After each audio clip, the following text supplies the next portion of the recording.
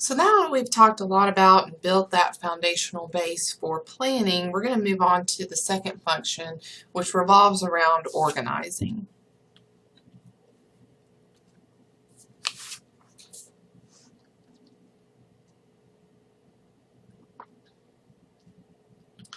So we've got a lot of different examples, particularly around in this area in the Tri-Cities, of these different organizational types. Your tall organizations, you can consider entities like Mountain States, Wellmont,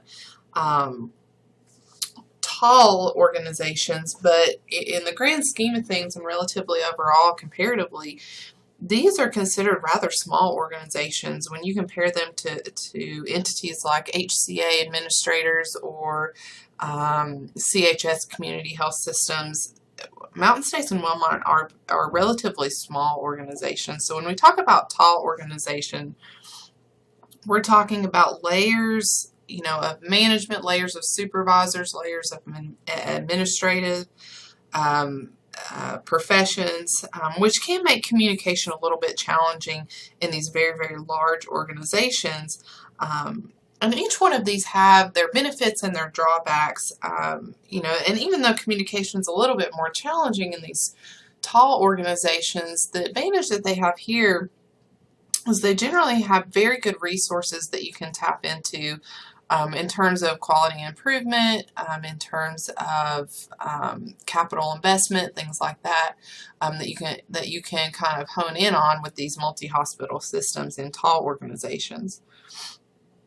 Now in flat organizations, more like your community hospital structure, we're generally going to see higher employee morale and productivity here, simply because we have overall fewer levels of layers of management that we kind of have to work through, and that can lead to better communication overall. Now that's not to say everybody's happy at a community hospital, but generally that's what we see here in terms of higher morale and then higher employee productivity. And when you're decentralized organizations, these are going to be more on your microsystem scale, and they're going to serve one set of patient by their diagnosis type.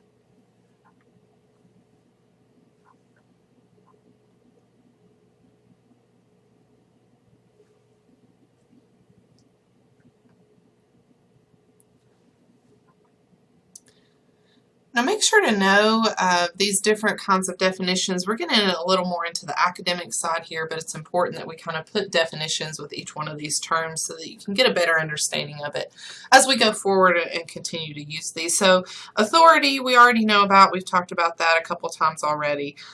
Parity, here we're looking at when when you're given responsibility, you need to have the authority given to you to carry out that responsibility, which can sound a little crazy, but as we've talked about, authority is something that has to be given.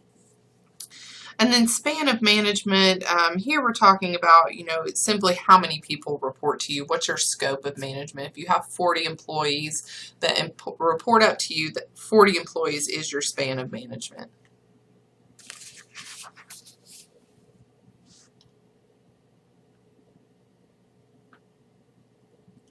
So when we talk about the nature of authority, we derive this a lot from a lot of different places, and we discussed these, a little bit in earlier lectures.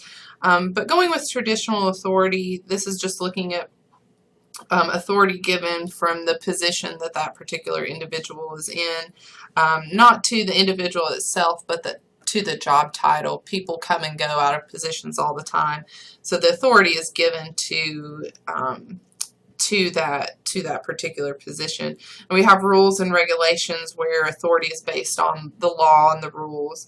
And then we have charisma, where that authority is for people who, people are going to follow those that are most charismatic. So we have those three different natures of authority. Make sure you know those.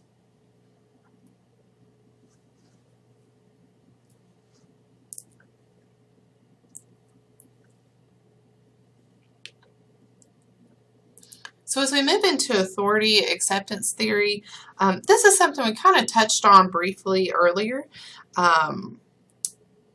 but we're only we only have as much authority as what we're given. So the reality that we need to think about here in terms of when we see that relationship between managers, supervisors, administrators, and the people that work under them, we need to be really cognizant and really think about, in reality, these employees are honestly volunteers for us, right? So they're volunteering, they're getting compensated, but they're giving us their time, and they're giving us their talent and their skills to be at our particular organization. Now, they can take that time and that skill level and that talent level and take it to another organization. So really, they're giving us something. They're volunteering something to us. And that's how we relate that back into authority acceptance theory. So as we move in to discuss formal authority versus authority acceptance, this is really a throwback to what servant leadership is about. Authority, more on your character or your ability to direct others, really based on who they are, not really the position, and then power based more on position. Formal authority, we do have to use that sometimes, but we really shouldn't rely on using our formal authority and pointing to our name badge and saying, you should do this because I'm the manager. If we're doing this a lot, or we find ourselves in that managerial or supervisory role, and we're having to point to our name badge and say, I'm the director, you need to do this because I said so, because I'm the director, something is wrong, and we need to do some problem solving to kind of figure out what that is if we're having to point to and use formal authority a lot.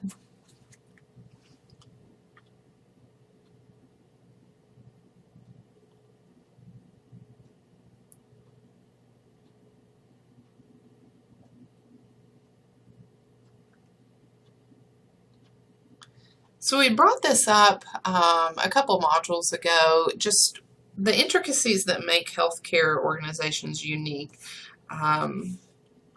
We see this really interesting dynamic that starts to emerge in healthcare organizations between the dual chain of command that we often find our clinicians particularly involved in. So if you think about it, we have these two kind of tracks, or these two kinds of chain of command between your administrative management and personnel and your medical staff. So medical staff, not necessarily employed by the hospital, but they do carry some type of weight in the overall chain of command. And so we have our clinicians, our nurses, our respiratory therapists, things like disciplines like that work with physicians. And so now they're going to be accountable to both the administrative management and the medical staff, and it works to create a really interesting dynamic situation in the healthcare environment.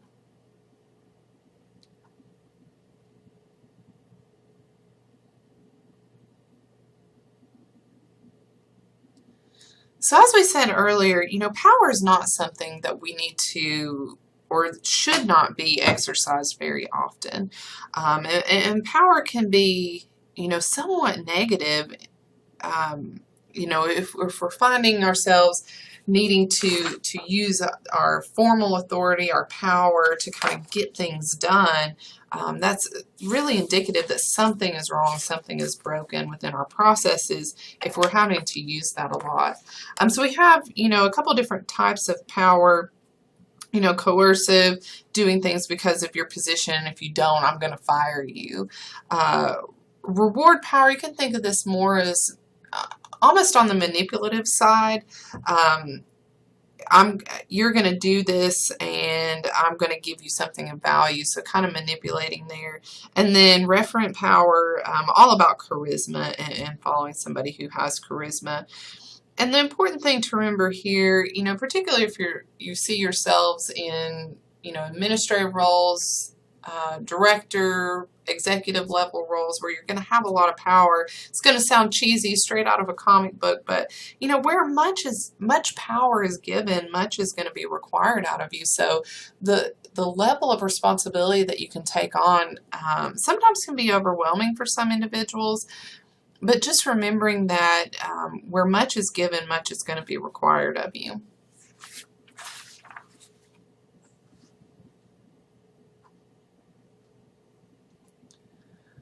So as we talk about unity of command and talk about a single immediate, this simply is just defined, a lot of people are going to have a lot of layers of who they report to. So who is your immediate supervisor? So if you think about on a nursing unit, you're going to have your floor staff, your RNs. For the day, their immediate supervisor is going to be their charge or their shift nurse. The immediate supervisor of that charge or shift nurse is going to be the floor manager, the nurse manager. The immediate supervisor of that is going to be the director, and the immediate supervisor of that is going to be the CNO, the chief nursing officer. So, we have a lot of different layers of reporting structure, but single immediate just referring again to who is your immediate supervisor.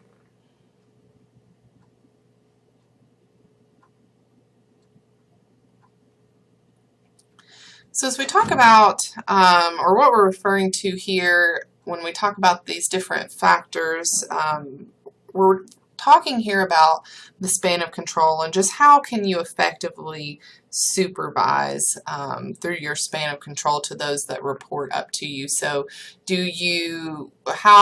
what's the extent that you use procedures and policies, or how frequently do those things change, and what are the competency and skill levels of those that report up to you?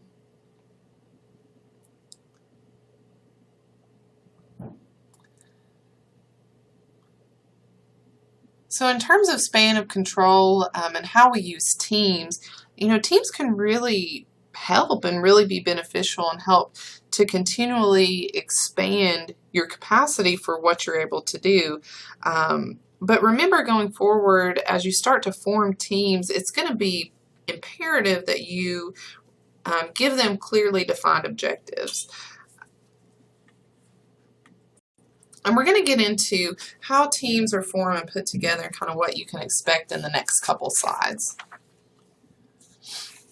So when teams are formed, they go through this almost cyclical process of these 4 different stages, and you're going to see this, I promise you, no matter what field you go into or what field you find yourself in.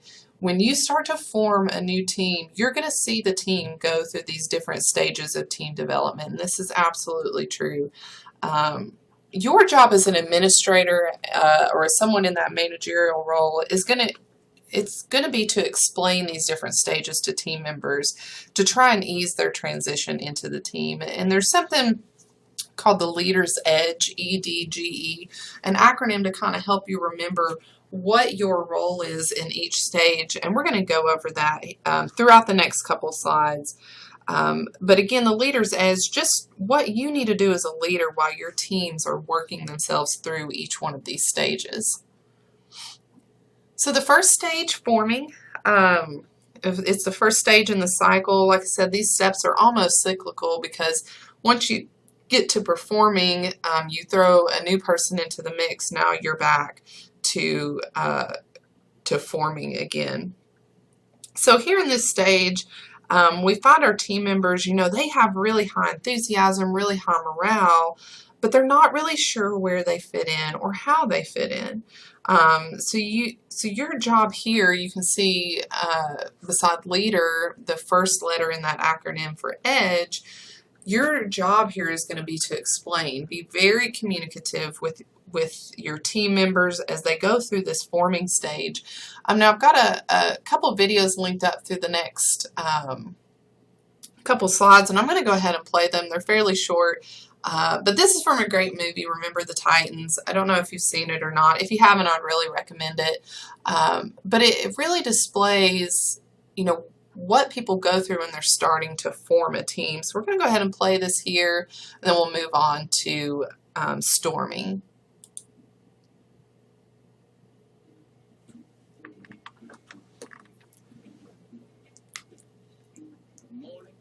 Good morning, coaches. How are you? It's good. Just wanted to let you know what the offense is doing. All skilly flavor, okay? I run 6 plays, split vids like Novocaine. Just give it time, always works. See you on the bus. Vacation, you know, turn. Go. Yep.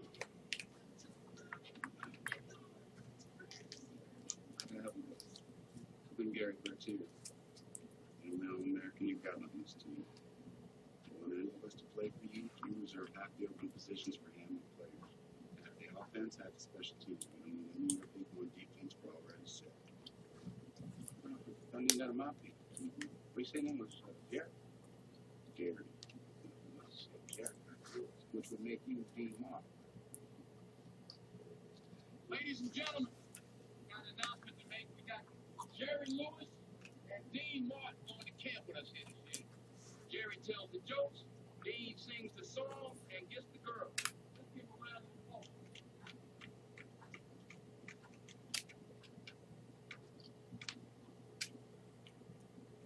Which?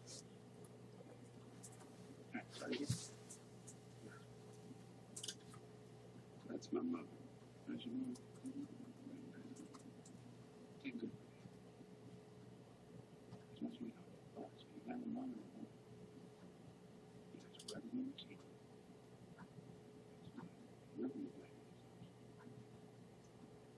Yeah, if you went on this football team, you had some ask who was your dad. Who's your daddy? Who's your daddy?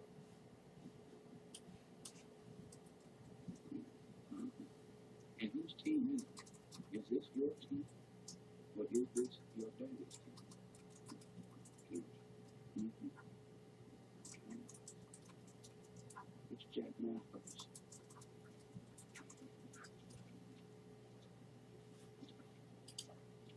Dean? It's fantastic.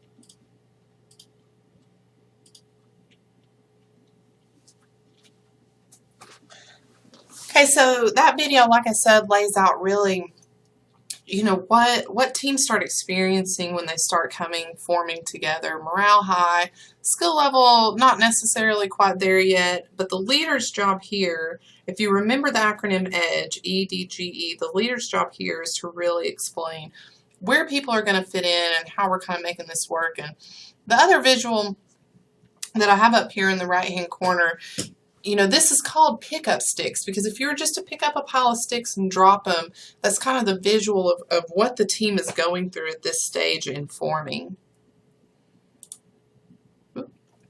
As we go back through storming, storming is always going to follow forming.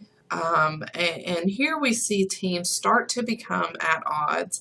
So they start to gain the experience they need, but they're going to start shoving elbows around, right, to protect their territory. And it's just a natural part of the progression. Just your job here is going to be to lead your team through this. The D part in our acronym for EDGE, you're going to demonstrate the behavior that needs to happen. So as conflict starts to arise here, which is, again, a natural part of the progression, it's naturally going to happen. I promise you it will happen. Morale is going to be very, very low. Now, there's no set time that storming lasts. It can last a day, it can last a week, it can last a month. But your job as a manager is to help them move through this. And so we have our little visual up here in the right-hand corner again. But what do you start to notice about the arrows now? Now we're in opposition with each other. And we're going to see this in the next video clip that I'm going to play here. And I want you to pick up on, when they're talking about leading teams, we still see the team at odds here. But one thing that is said and is definitely absolutely true and really relates back to demonstrating is that the captain of the team is told attitude reflects leadership. You have to demonstrate, lead by example, how things should work, how things should flow, and you're going to do that as a manager or in that supervisory administrative role through the way you demonstrate and the way you conduct yourself. So attitude really does reflect leadership in this particular stage. And we'll go ahead and play the video here.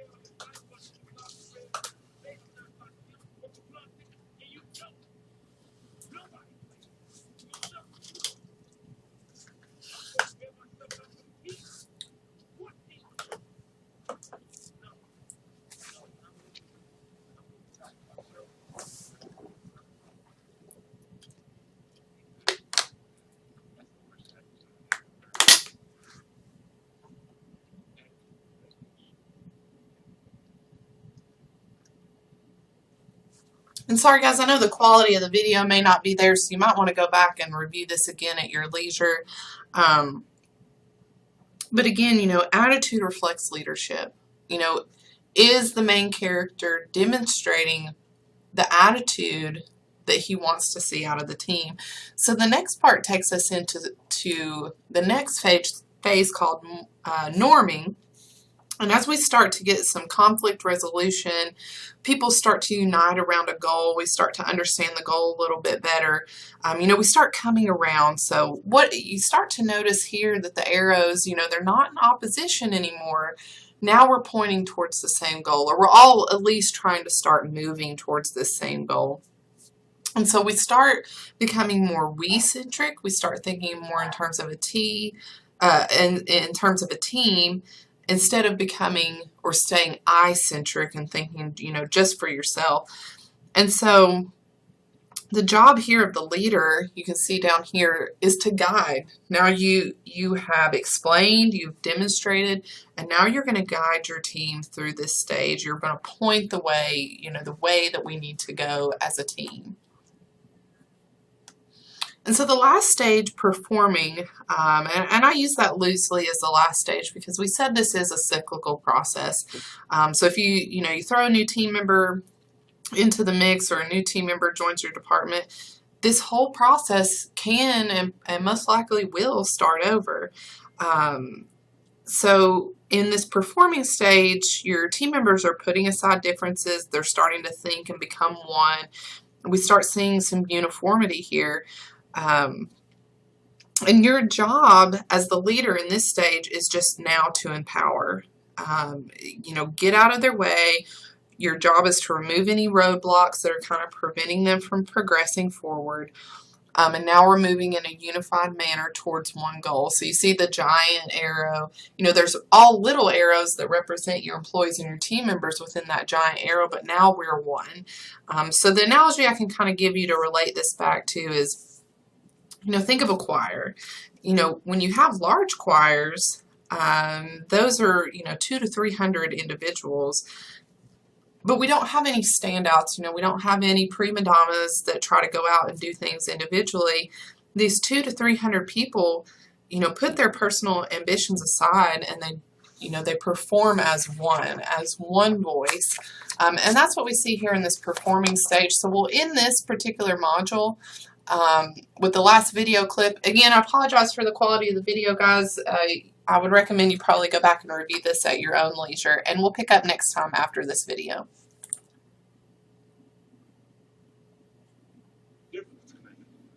This is the first true test of the season. They're going up against the Untitled Chapter. Mean as a higher-rate snake. And here comes the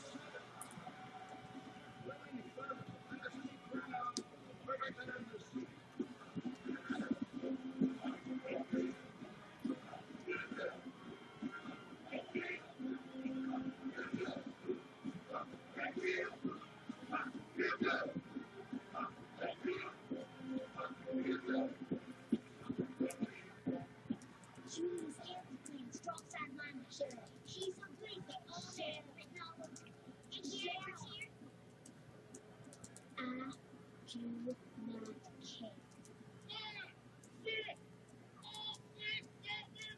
Everywhere we go, people want to know, people want to know who we are,